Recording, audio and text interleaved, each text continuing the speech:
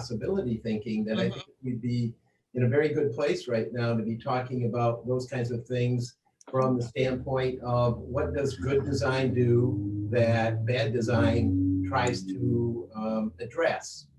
And from our point of view, from a designer's point of view, in an ecosystem's point of view, the city presents that wonderful backdrop. In addition, the surrounding natural areas enhance that natural backdrop.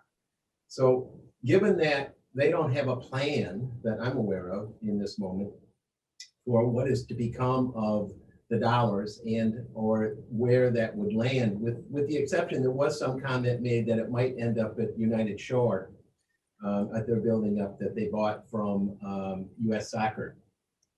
And that could be good. The youth center? The youth center could end up locating up at the United Shore facility because they bought the US Soccer. And I know soccer is an important element, but I'm not sure that that addresses the kind of recreational, design elements that could be incorporated. But we think it has a good chance to be downtown. And I think maybe we've always talked about it at the Phoenix Center and so forth and so on. That might be a timely transitional point to engage. And we had some additional conversations regarding a library annex. Technology that's in the buildings in Ottawa Towers.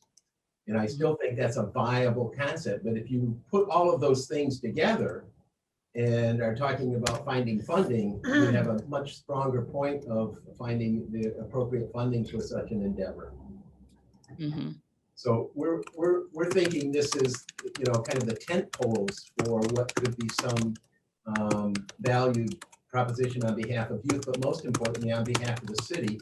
And we've been advocating to get our youth downtown for several years, and to no avail for the most part. I think it's just crucial. I think the reason we don't have anybody downtown is because no one had any connections to their downtown for the last 10, 20, maybe 30. So I'm an architect in Raleigh, North Carolina, and I raised my kids downtown, and I really, grew up raised them with a lot of frustration of them having no place to play and having no accessibility to any kind of public space. And so I really feel for this project and trying to open it up and make it accessible. I mean, in Raleigh, basically, if you are more on the suburbs, there's parks out there, but downtown there are very few options. And so they were kind of refugees down here trying to find places to go. And the bike lane infrastructure is pretty bad. And, everywhere you go in town, it's like no skateboarding, no running, no playing, nothing, no hanging out. And then they were boys too. And so they're boys, especially as they become teenagers, become threatening. And so they just really didn't feel welcome, but we kind of gave them freedom to explore. And they've all grown up to be people who care about where they live, and they're studying urban policy and landscape architecture and urban design. And so I'm glad that we gave them that kind of freedom, sort of as a. And we also have our state senator, Rosemary has joined us, and we're very happy to have her. And she has a shorter time frame. Hi, Rosemary. From a design point of view, Rosemary, we're really looking to figure out a construct that addresses, a trilogy of simplicity in terms of the way in which broadband is impacting our daily lives, and the way in which work from home and learn from home are being facilitated by broadband. And then in addition to that, how that addresses transportation, because transportation is definitely going to be addressing a lack of funding currently, and maybe even more so as it goes forward with regards to people working from home and not taking transportation so seriously anymore, which I think is a huge mistake, that transportation is going to go by the boards for lack of need. I think it's always going to be needed and needed deeply, and maybe more now than ever.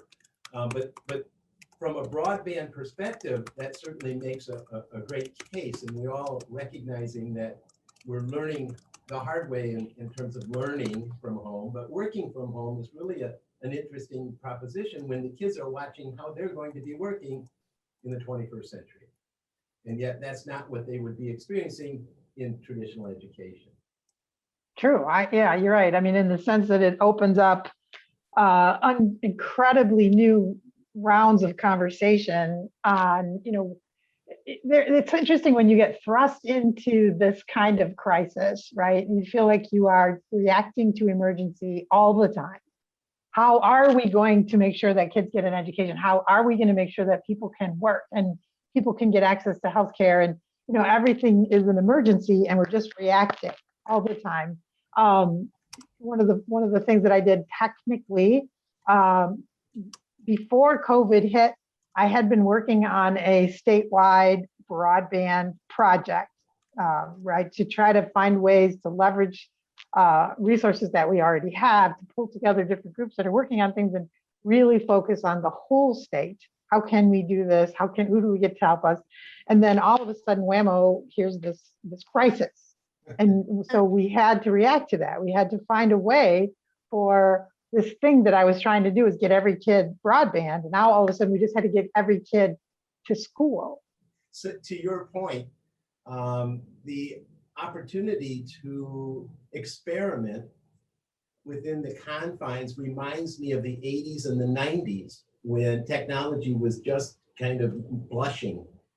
And you might think of it as we were tinkering for the last maybe 30 years. And now we have some kind of salient point of reference and capacity that is looking for a target. And I think you just outlined it in particularly as regards to education. The really amazing thing about education is the kids are already prepared. And yet we have very few things in the traditional education system that allows them to showcase those talents. Yeah, no, you're right. I mean, in many ways, we hold people back, right? We hold kids back. We constrain them into the boxes they're in. And yeah, one of my early projects, before this job, I had a technology company, and we worked only with nonprofits and schools. And so we had worked on a system where it was designed to interconnect. Right, so it was designed to enable what's called backpacking, right, carrying your credentials with you. So as you learned something, whatever it was, you had some kind of recognition or badge or some kind of credential that said, I now know this thing. And so the system was designed to keep track of that and allow you to carry it with you for the rest of your life. Because it's not just for kids, of course, you should be learning. We are all learning all the time. So kind of the idea and then that opens up the capability of what we're doing now is finding information or ways of learning things through all kinds of other channels that we never had before, right? It has always been that you would go to third grade classroom and there's your teacher and there's your fellow students and there's the board in front of the room, and that's how things work. And this year, that's not how things worked at all. So is there any opportunity to experiment?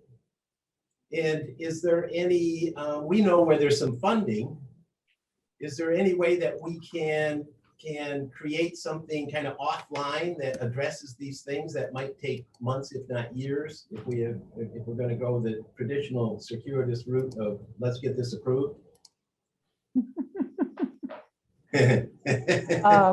Laughing, that's good. Yeah, that is a good question. It's odd for me because, in technology, you do tend to just do things, right? You do things, you try things, at least in development, right? You try to solve problems as quickly as you can.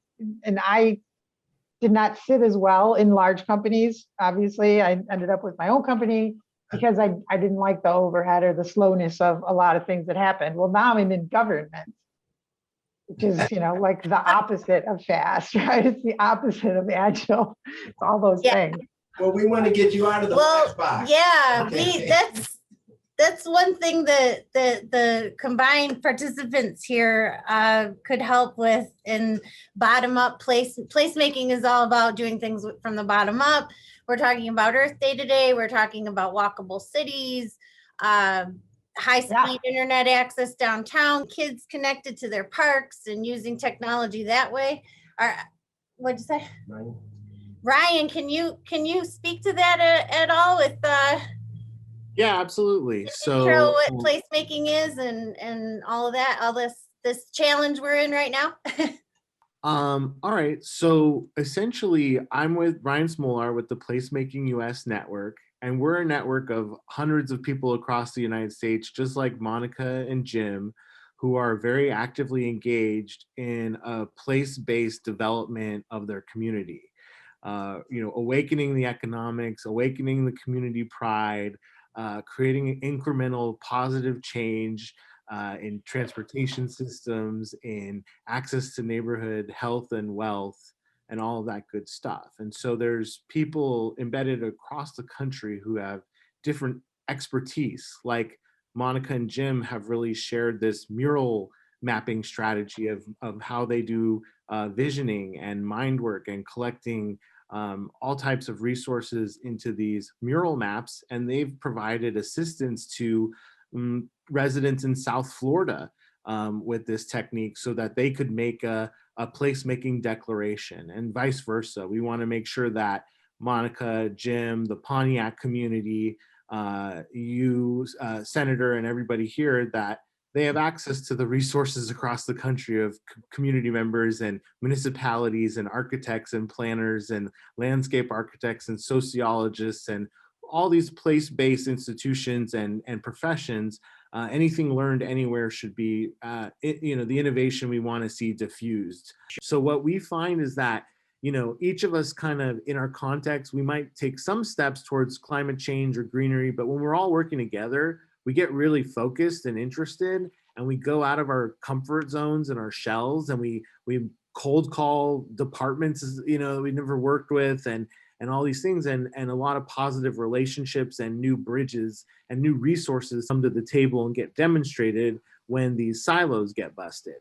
And so another project Tina's doing where there was also some silo busting is on our own block, where in the neutral ground areas, the parkways or whatever you may call them in your area, where it's not really it's kind of city property, but residents have a great deal of ownership over these little strips of grass or by their mailboxes.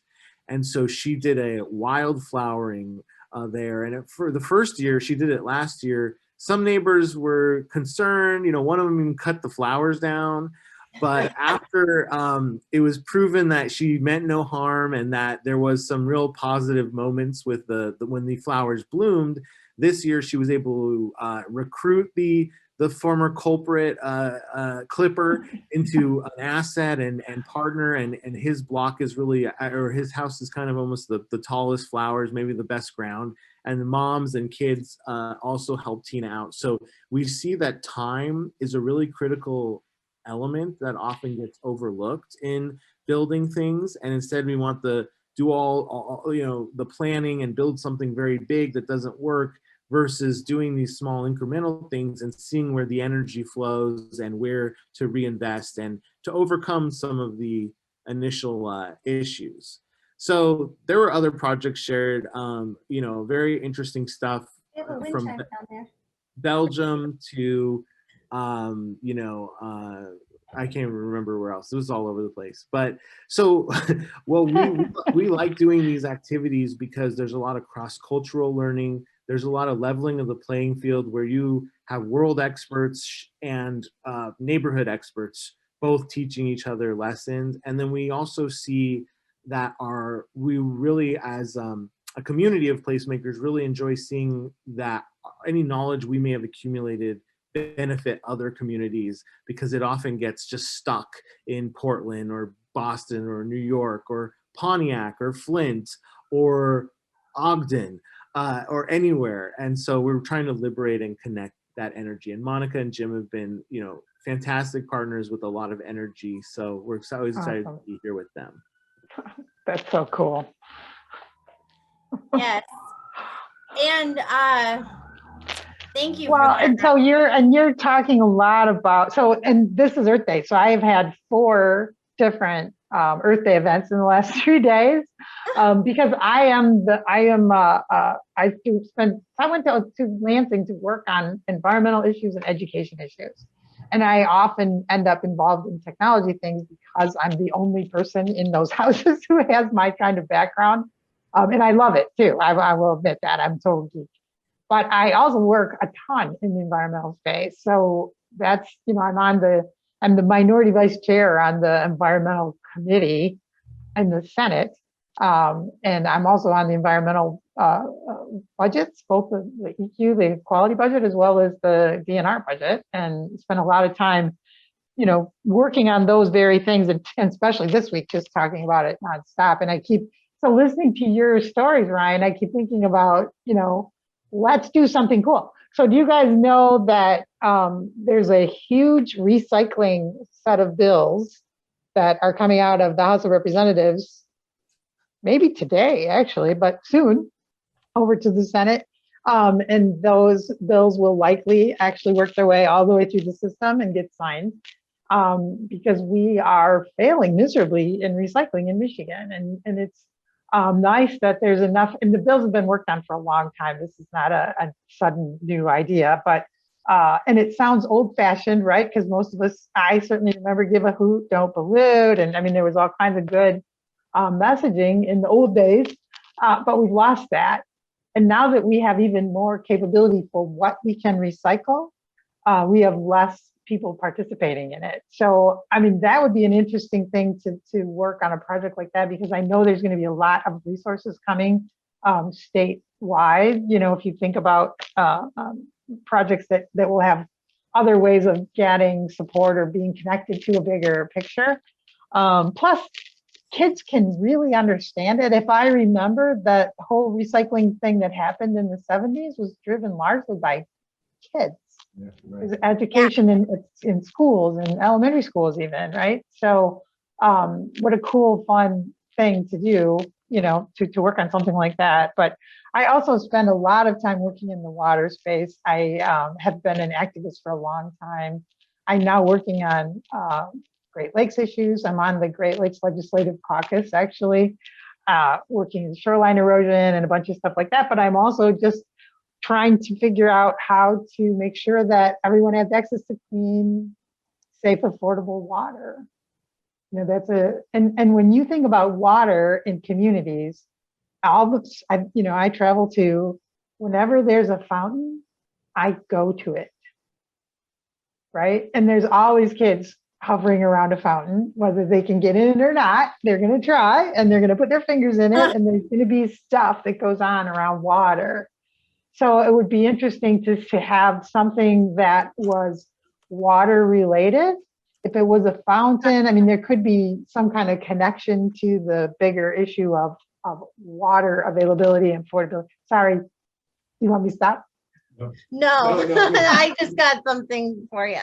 Oh, okay. Yeah. Well, we actually have a new water affordability coalition that we're just sort of getting going, because we have some resources coming in too, right? So because of the America's Rescue Plan and because of the next act, it's called the Jobs Plan, but it's going to be a ton of focus on infrastructure. And infrastructure means water, as well as roads and other things. But, when you think about water, the first time we looked at, and the reason I wanted to start a project in Pontiac is, one, because of affordability, but when we first started looking at lead in the water and lead in the pipes, it's at least $20 million to clean up just the pipes leading up to people's houses. Doesn't even touch on what goes on inside. So we're going to continue to work on this until we can get this problem solved, but it's a problem across the whole state, it's a problem across the whole country. I mean, we've had lead in pipes forever, so it's not new, but we're starting to gather resources and commitment to do something about it. So affordability is a piece of that. How do we make sure, because one of the things that happens in very poor areas is people will, just like with cable, they'll tap into the line. They'll do it with electricity too, and people sometimes die because of that, right? And if you tap into a water line, really bad things can happen. So affordability, and being able to build systems where people can pay what they can afford to pay, not just whatever the utility decides is the bill. In Michigan and probably in other cities around the country, we tend to charge more in poor communities than we do in wealthy communities for water, which is stunning to me. It's bad enough to think that we would do it equal, because equal isn't good enough, but to do it in a way that actually punishes people for the fact that people have abandoned their cities and they're paying this massive bill for something that's not their fault that it's empty. The whole thing is outrageous. I'm sorry, this is a whole nother topic. I'm on my justice topic. No, it makes so much sense. On your fountain piece, it may connect with that, but well, in clean water, the idea of clean water is available to you. Clean water is in your community. Clean water, you can message, you can expand it. Fountains are just such a draw. They're such a draw for people. Clean water is a draw for people. Yeah. I just saw this morning the LA River Oh, Ryan.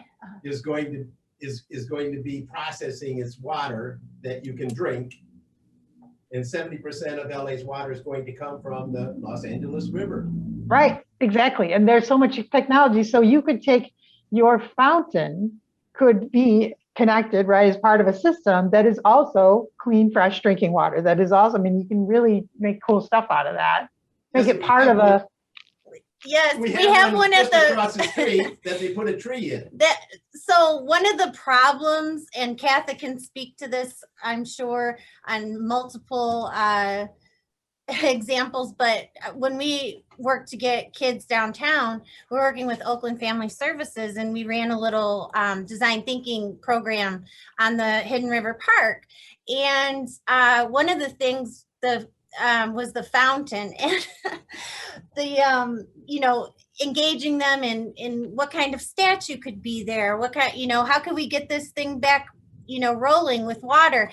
And I won't name names, but one group decided to apply for a grant to put a tree in the fountain, plant a tree in the fountain. And it was basically to say that, Pontiac can't afford fountains. And even though we're in the wealthiest county, one of the wealthiest counties in the country, and they represented a number of corporate entities and people that could be engaged in doing something positive. It was, that's why we have a tree in our fountain here. But oh my gosh, that's amazing. That's awful. It's like that managed decline kind of mentality that yeah. You start with the answer is no and go from there, right? Yeah. So anyway, we could overcome that, and and technically it would be great. You could bring in solar to power it. You could do. Yeah. And I'm starting to think that there are really supportive companies in Pontiac that will help with stuff. No? Yeah, there are, and you would hope that they would see the wisdom in that. Yes. Yeah. Well, Tina, you had something here. No, just that I have to run, and that I love these accessible ongoing conversations that you guys host. I really appreciate just the popping in of all the people and perspectives.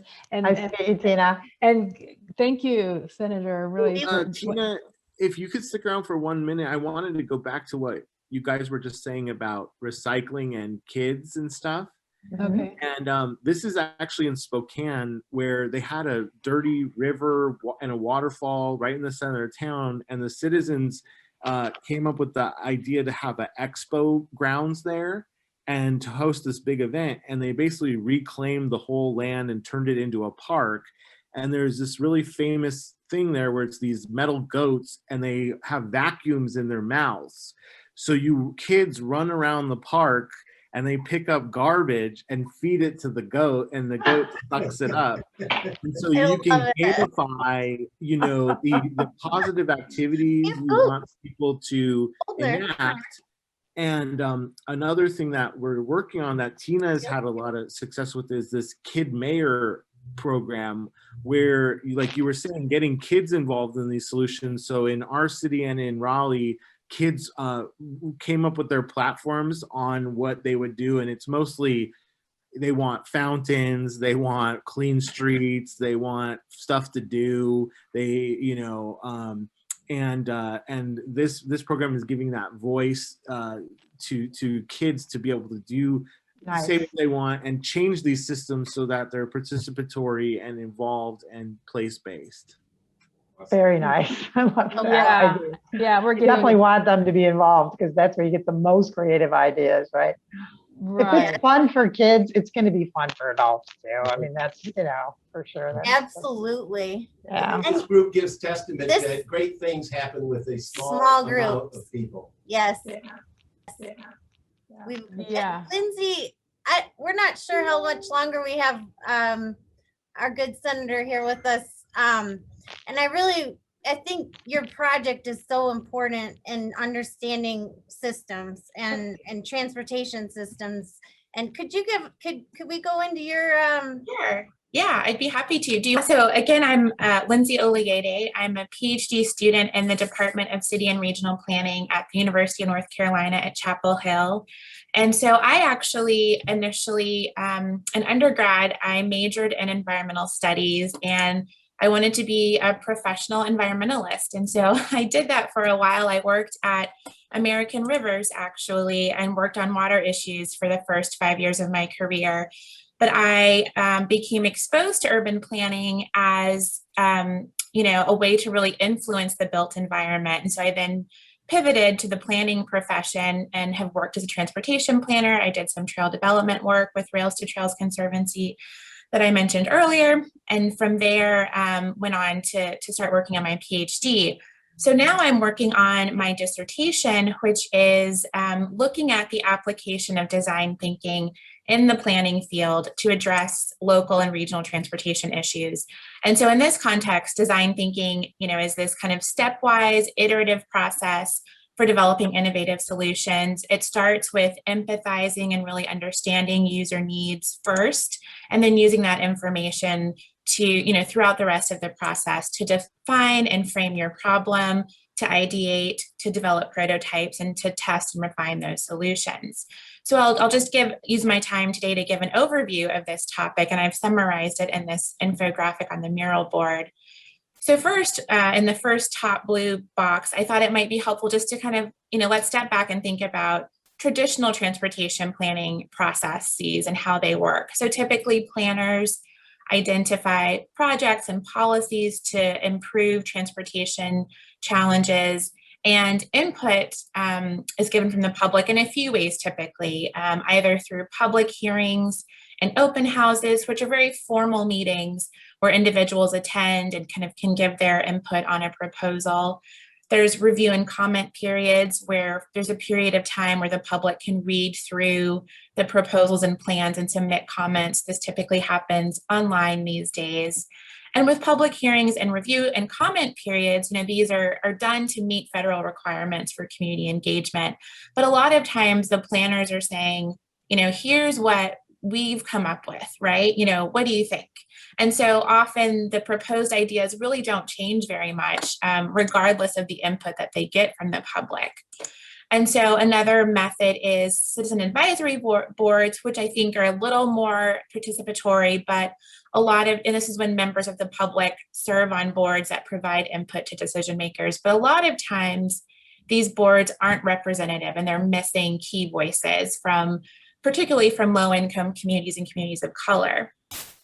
So then moving on to the first gray box, there are limitations of only using quantitative data as well in the planning process.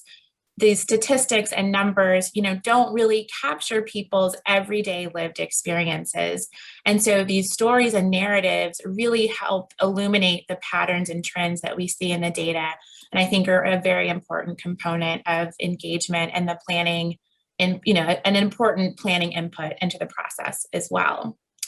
So down to the next blue box. So the focus of my dissertation research is learning what design thinking can bring to the table. The application of design thinking in the transportation field is really an emerging practice. And Monica and Jim are one of the early adopters, along with a few other organizations across the country.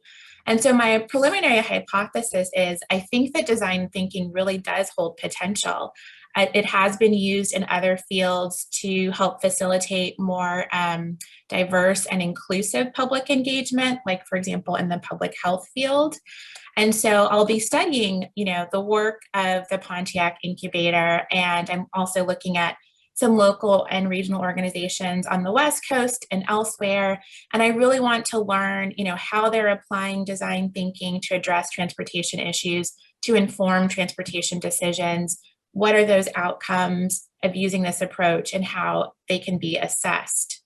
And so, in the final gray box, just to kind of tie back to one of the themes of today's sessions, I think that the essence of design thinking is that it causes us to think big. The world is very diverse and complex, as we all know, and taking a more human-centered approach, I think, really challenges us to step outside of our own individual lives and acknowledge that not every person's transportation experience or lived experience more broadly is like our own.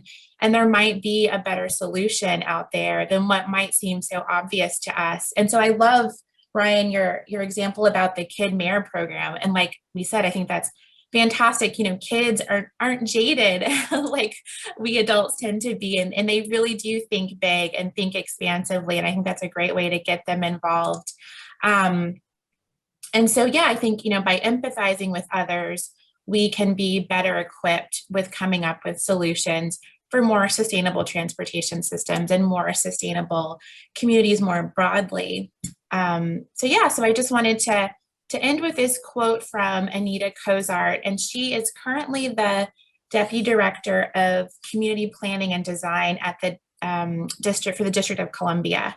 And she previously worked at PolicyLink, which you all might be familiar with. It's a national think tank. And so I think this quote from her just really eloquently makes the case for a design thinking approach. And so she says, when you have low income and communities of color at the table, solving some of the problems that exist, you're going to get better solutions because they know what trip they're not taking. There's no data that's going to tell you the trip that they're not taking to the doctor. And so you have to hear that from the wisdom and the insights of people who are struggling in these situations. And when they're at the table to help solve those solutions, they're giving the inputs that are the true ones and help us come up with the right solution. So with that, I'll turn it over to Monica. That is so awesome. So we've done a lot of, what do you think, what's the state of the transportation sector right now, Lindsay? There's a lot of federal dollars coming through the American Rescue Plan and infrastructure. Right. Is that going to help with the drop of ridership? What's the impact of technology and learn from home? Mm-hmm. Yeah, I think the landscape will totally change. Obviously, so much of our infrastructure is outdated. I think that the bridges the American Society of Civil Engineers has poorly graded our bridges for decades now, and there's so many of the interstate highway structures that were built in the 50s and 60s are now coming to their useful life. And so I think we're going to see this big reimagining of our transportation system. I think we acknowledge the harms that dividing communities played, in building out these large highway systems. And we obviously, with climate change, we need to think about creating more sustainable transportation systems and offering, more carbon friendly options, and to reduce single occupancy vehicle driving and commuting. And so then the pandemic threw a wrench into all of this too. And it'll be interesting to see, as Jen mentioned, will teleworking remain, after the pandemic eases? I think that there's a lot of potential there too. But another interesting thing that happened during the pandemic was a lot of tactical urbanism, where people really, we just very quickly reworked our streets. You know, that in a lot of communities, they reduce the number of lanes available to car traffic and either added bike lanes or we're expanding sidewalks so that then retailers and restaurants could do outdoor seating and outdoor shopping. And so you just saw this kind of shifting of space away from cars to people and pedestrians and bikes. And I think inadvertently, it really showed us what's possible and how to think big and how to think visionary. And it was this great way to kind of test some of these prototype, essentially, you know, like a design thinking process, prototype and refine these interventions. And so I think in the next, you know, the coming years, I think the transportation landscape could be totally shaken up. It'll be really interesting to see what happens. You know, it's funny, Lindsay, I was just like last week in a conversation about the Phoenix Center, and I said, why don't we just close Saginaw Street completely, turn the whole thing into a walking street, and the whole, you know, and then the Phoenix Center can actually shine, right? To be the thing that it could be. Yeah, wouldn't that be beautiful? Absolutely. You know, That'd be great. yeah, it's so much smarter than trying to fix, you know, they're talking about fixing the drive-through underneath and all that. It's like, no. Make one big loop on the outside. And the question of what to do with the parking lot is let people park their cars there so they can get out and walk, right? I mean, just you need a place to park, and then get out of your car because everything else is walking. Right. Yes. It would be Yes. beautiful. It would be a beautiful thing. I know. I actually, because the unrolling of the loop project is, you know, keeps coming. I've been dragged into some of those conversations, It's bad. and I know it is. And that was my answer. Actually, why don't we? It's been a while since that conversation started. Why don't we look at it differently now? Yeah. It's been at least 10 years. So let's think about another solution. We don't have to do the thing now that we know we have some money. Why don't we do something, you know, at least think about something different, but we seem to be stuck. So Something smart versus Yeah. just doing something to do something. exactly. I mean, there's that, you know, it was my idea 8 years ago, therefore we should keep going at it, you know. The false Yeah. premise was people couldn't find Pontiac. I always found that somewhat suspect, okay? No, the problem is there's not enough interesting reasons to come There to we go. downtown. Yeah. So make it fun and interesting to come downtown, you know. They always do everything backwards. They always want to do the physical, like redo the loop rather than just doing what you have said. And when they wanted to demolish the Phoenix Center, it was so that cars could come streaming through our little 6-block walkable Right. downtown that could be a super block if we're thinking about Barcelona and what places like that are doing. I'm not sure if Ryan's on right now, but that's they're doing a lot around looking at Barcelona super blocks, and we have the perfect infrastructure as is, but we have to do community engagement. We have to bring our community to our downtown and make them make a reason for them to come. Right. Parks and Rec That's have all over. probably the most insight and the most value in the moment because of the way in which bikes and walking are going to impact our downtown. Probably more so than any car-centric proposition.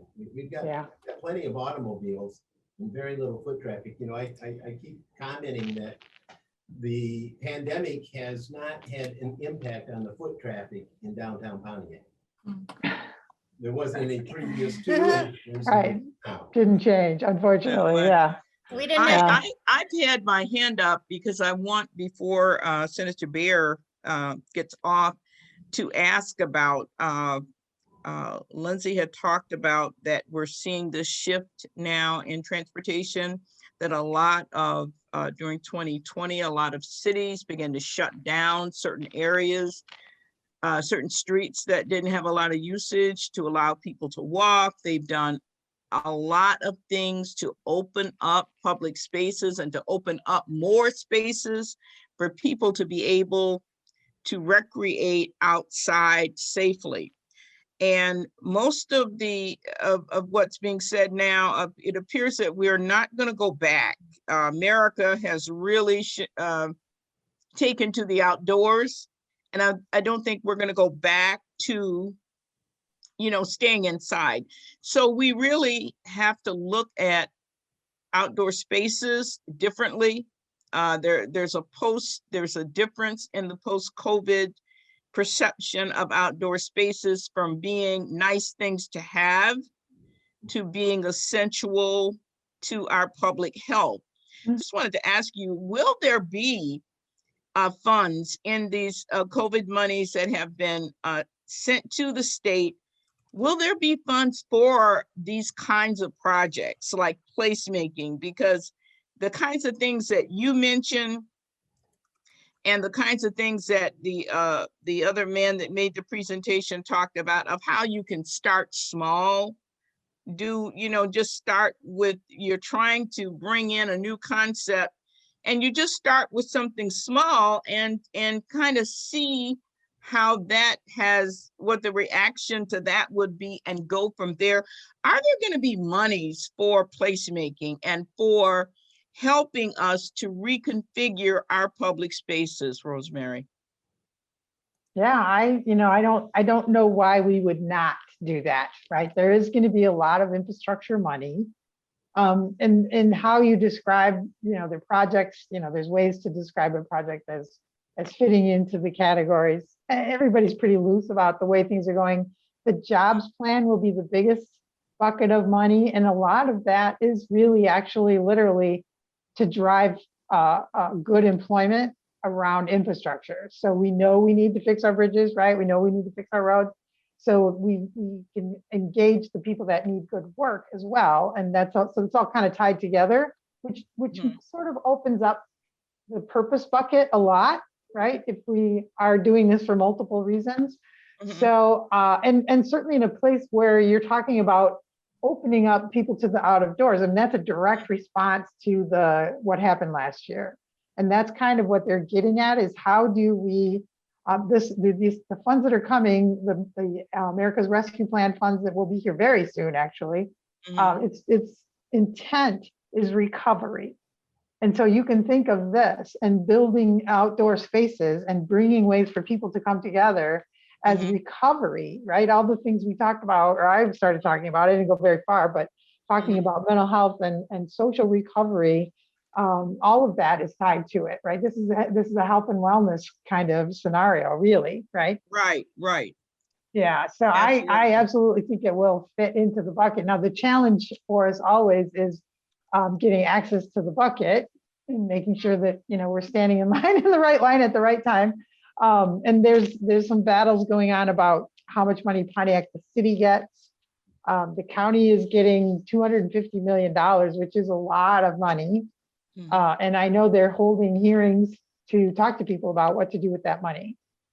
So that would be a good place to start to talk about how do we do this? How do we make an outdoor place that makes sense for the people, right? To recover as we go through this change that's come about because of the virus, because of what happened last year. There's no question that we are changed people.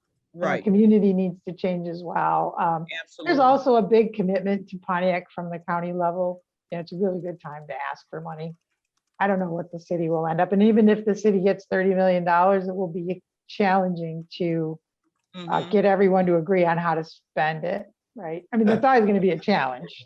Yeah. Trying to do anything in the city. You guys know this more than I do, I'm sure, but to make a big change in the street. I was thinking about, you can do small projects, but what if you actually had a map that showed Saginaw, one of your beautiful diagrams with a whole lot of small projects, and each one of those projects belong to one of the stakeholder groups or companies in the city.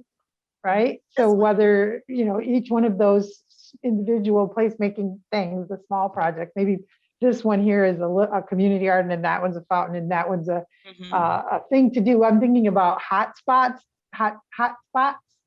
So what if you had park-like places to sit that looked like trees, that maybe they were not even real trees. Maybe they had goats that sucked garbage. I don't know.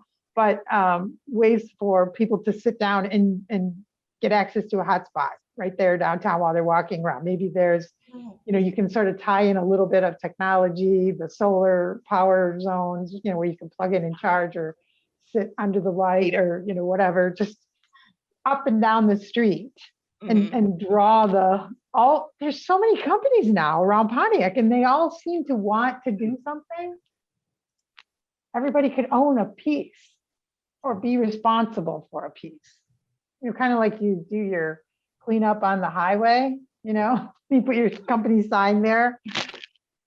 This Right. display brought to you by United Shore Mortgage.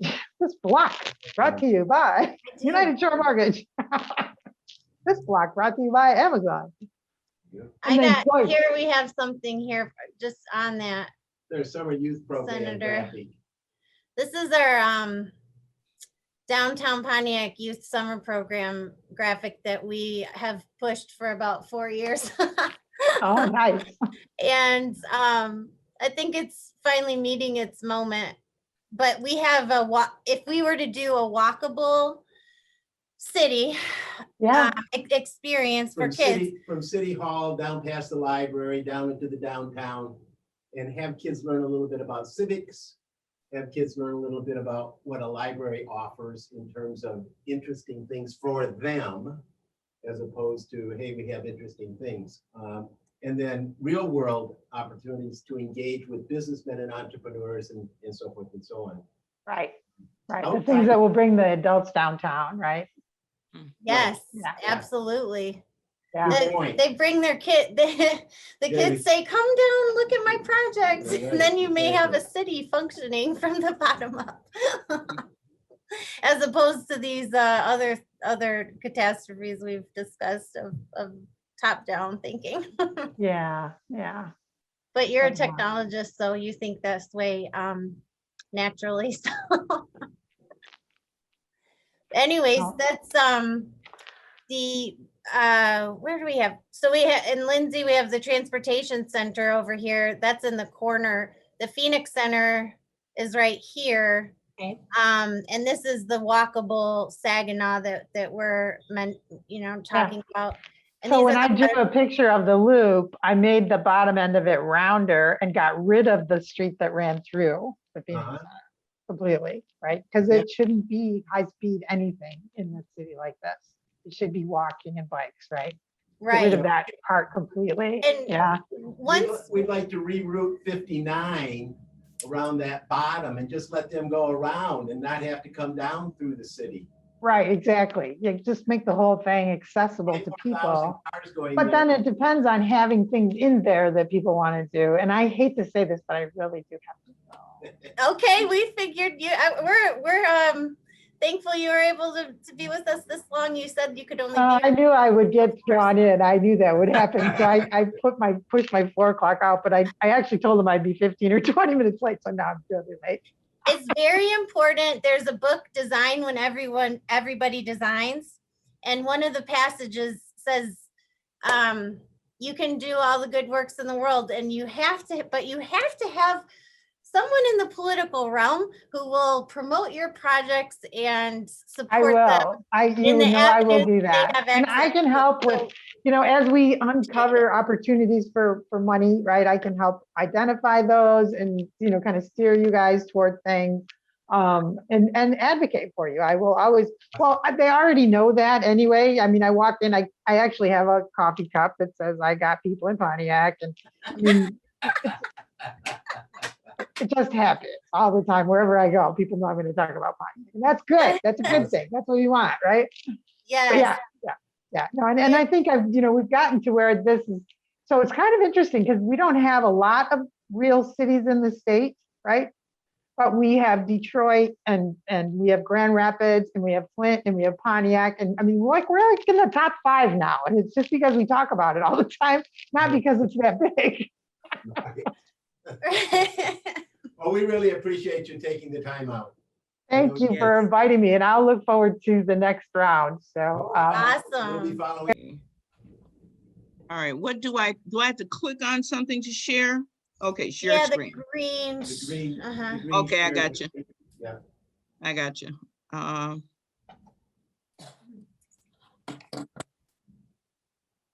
Okay, can you There we see go. it? There we go. Okay, There it is. now this is the Clinton River Trail right there beside Beaudet Park. And as you can see, it's a dirt trail. And there has been a grant written and approved to revitalize this trail. The monies are all there. I did get an update from the senior planner at Oakland County. She says that they are almost to the point where they can put out the bid for the work. That's probably going to happen next month in May. And probably by the 1st of June, they will have a main contractor selected for that project. And hopefully they should get started sometime in the summer. So once this work on the Clinton River Trail is completed in Pontiac, what it's going to do is it's really going to open up.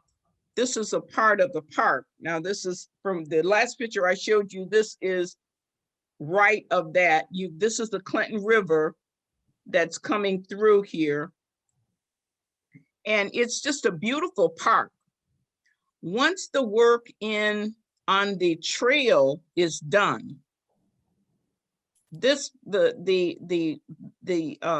traffic on that trail is probably going to increase, I would say three times.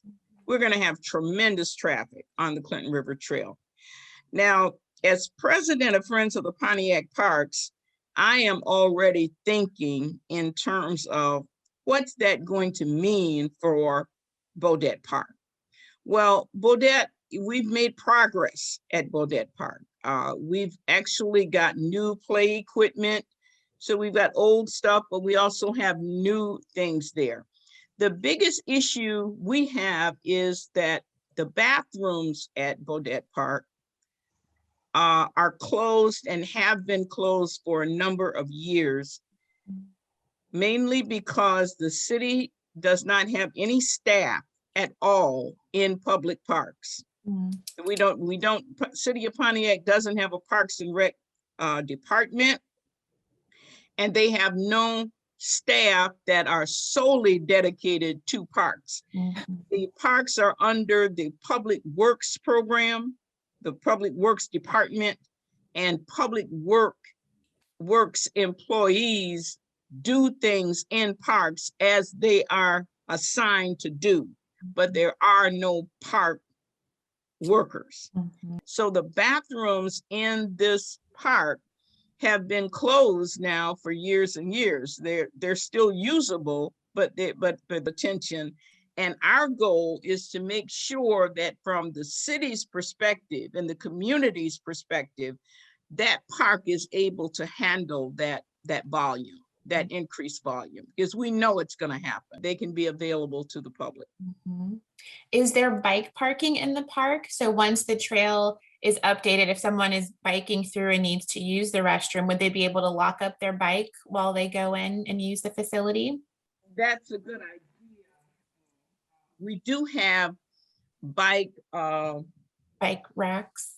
Yeah, we have bike racks at the front of the park, but you have to go up into the park to get to the bathrooms. So I would say they probably there needs to be some up closer to the bathrooms where they can lock their I would suggest that. Yeah.